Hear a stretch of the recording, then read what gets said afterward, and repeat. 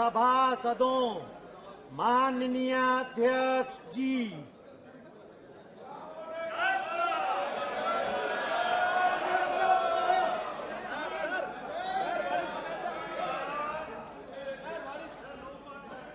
प्रश्नकाल question number 1 to 1 Shri AM Arif जी।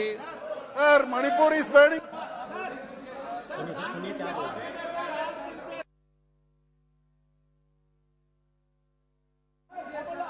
मंत्री जी, अध्यक्ष जी, मेरा आपसे आग्रह अध्यक्ष जी, है, उत्तर ये सभा प्रश्नकाल पटल पे है। रखा हुआ है। आप प्रश्नकाल को चलाना चाहते हैं या नहीं चलाना चाहते हैं? प्रश्नकाल को सबका महत्वपूर्ण समय होता है। मेरा आपसे आग्रह है, मैंने सब दलों की बैठक में भी कहा है और फिर आग्रह करता हूं, अगर आप प्रश्नकाल नहीं चलाना चाहते, ये प्रश्नकाल आपका है, सरकार की जवाब देते होती है, आप नहीं चलाना चाहते तो प्रश्नकाल चलाइए, उसके बाद मैं व्यवस्था दूंगा।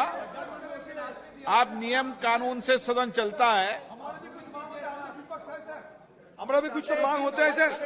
सर, मैं एक छोटी सी बात करते सर। 1978 में सर 10 मई को इस सदन में विपक्ष ने एक अनास्था प्रस्ताव मतलब अविश्वास प्रस्ताव लाए थे।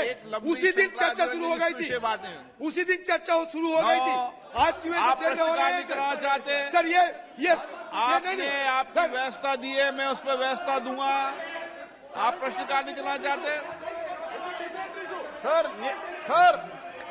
सर नियम के अनुसार 10 दिन समय है सर। आप जब भी डिसाइड करेंगे हम तो तैयार है सर। इसके अलावा मैं ये भी बोलना चाहता हूँ, अगर इतना अविश्वास है तो सरकार के पास नंबर है, ऐसे वो समझते हैं तो तुरंत हमारा बिल निरस्त करने दो, हमारा बिल पास करने दो। श्री प्रहलाद जोशी जी, मंत्री ji Prahlad Joshi ji, item number 13 item number 13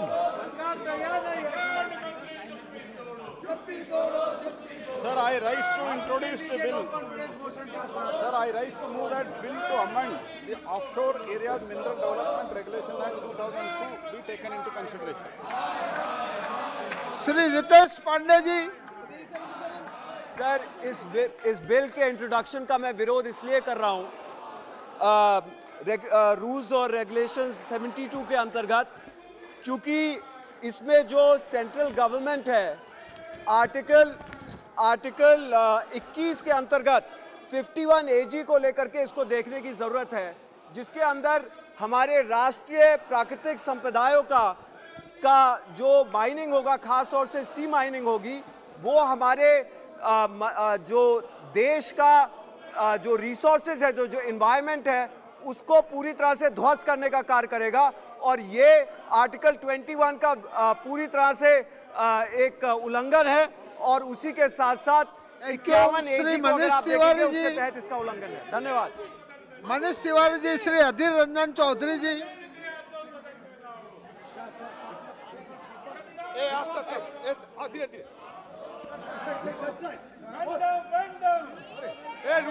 रुको चौधरी जी। सर प्लीज सर, मैं बड़ा आभारी हूँ सर कि आप मुझे बोलने का मौका दिए हैं सर। सर, बात यह है कि सारे सदन जानते हैं आप। नहीं, वो कोई बात नहीं। आप इस बिल पे क्या कहना चाहते सर? हैं? ये नो कॉन्फिडेंस, आपकी आपत्ति क्या है वो बताओ। नो कॉन्फिडेंस मोशन हम लोग दे चुके हैं सर। नहीं, वो हो चुके हैं। और ये श्री स्वागत रॉय जी, स्वागत रॉय जी। बारे में चर्चा होना चाहिए, प्रधानमंत्री को आना चाहिए। Sir, Manipur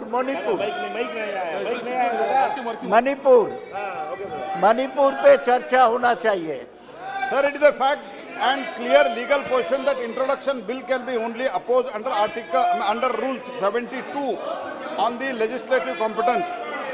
The Offshore Areas Mineral Development and Regulation Amendment Bill 2023 proposed to be introduced to amend the OMDR Act 2002, which was enacted under exclusive power of the Parliament under entry 54, list 1, that is central list, under the 7th schedule to the Constitution of India.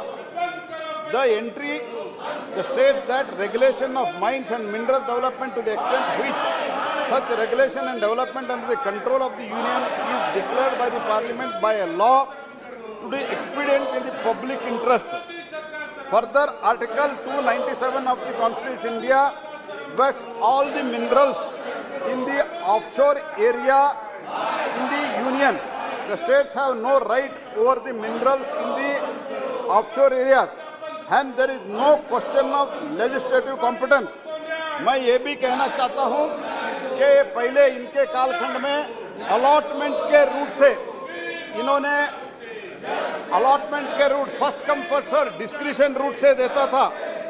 हम लोग इसका जब इन लोगों ने allot किया, बाद में इसमें सीबीआई इंक्वायरी हो गया, इलीगल के कारण सीबीआई इंक्वायरी हो गया, चार्जशीट हो गया, सब कुछ हो गया। Now we are trying to clear make the very transparent system of only through auction. This is the only thing we are bringing, and there is no question of any competence arises. This Parliament has got full competence. Therefore, I request you to kindly allow to introduce the bill. प्रश्न यह है कि विधेयक को पुनर्स्थापित करने की अनुमति प्रदान की जाए। दो सदस्य इसके पक्ष में है वो हाँ कहे, जो सदस्य विरोध में है वो ना कहे। मेरे विचार में निर्णय हाँ वालों के पक्ष में हुआ, हाँ वालों के पक्ष में हुआ। माननीय मंत्री जी विधेयक को पुनर्स्थापित करें। Sir, I introduce the bill, sir. एक बात सम्मान्य अध्यक्ष महोदय, ये सही है कि मध्य प्रदेश में और अनेक राज्यों में विशेषता हमने अच्छे हाईवे बनाए हैं और रात को वहां के किसान जानवरों को छोड़ देते हैं, वो रोड के बीच में आके खड़े हो जाते हैं, जिसके कारण एक्सीडेंट होते हैं। तो निश्चित रूप से राज्य सरकार को इसके बारे में कानून करके जानवरों को रोकने के बारे में कहा जाएगा।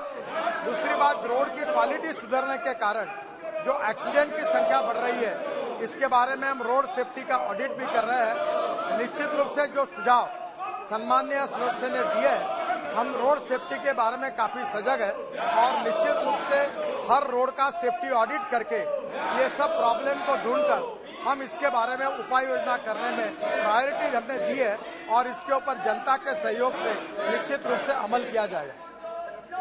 माननीय सदस्यगण, आप जिस तरीके का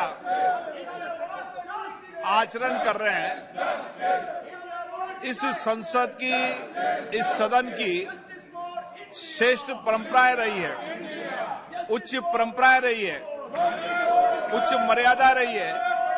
लेकिन आप जिस तरीके का व्यवहार कर रहे हैं, जिस तरीके का आचरण कर रहे हैं, वह हमारे लोकतंत्र के लिए शोभा नहीं देता।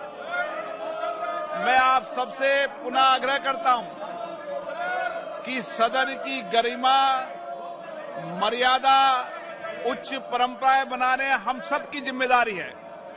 हम सबको लोगों ने चुनकर इसलिए भेजा है कि उनके अभाव, उनकी अभिव्यक्ति, उनकी भावनाओं को सदन में रखें।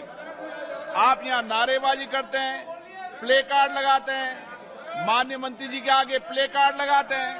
कोई माननीय सदस्य बेल में आकर स्पीकर से चर्चा करना चाहते हैं। ये तरीका उचित नहीं है और ये संसदीय परंपराओं के अनुरूप भी नहीं है। अगर आप इस संसदीय परंपराओं को जो श्रेष्ठ रही है, उसके आचरण के कारण पूरा देश देख रहा है, आप कहां ले जाना चाहते हैं? अच्छी चर्चा करो, संवाद करो। मैं हर मुद्दे पर आपको पर्याप्त समय, पर्याप्त मौका दूंगा, लेकिन ये परंपराएं उचित नहीं है। यह आपका व्यवहार संसदीय परंपराओं के अनुरूप नहीं है। हम दुनिया के सबसे बड़े लोकतंत्र हैं। आप क्या व्यवहार कर रहे हैं यहाँ पर? पूरा देश आपको देख रहा है। अगर आप इसी तरीके का व्यवहार करेंगे, आचरण करेंगे, तो मैं सदन इस तरीके से चलाने वाला नहीं हूं।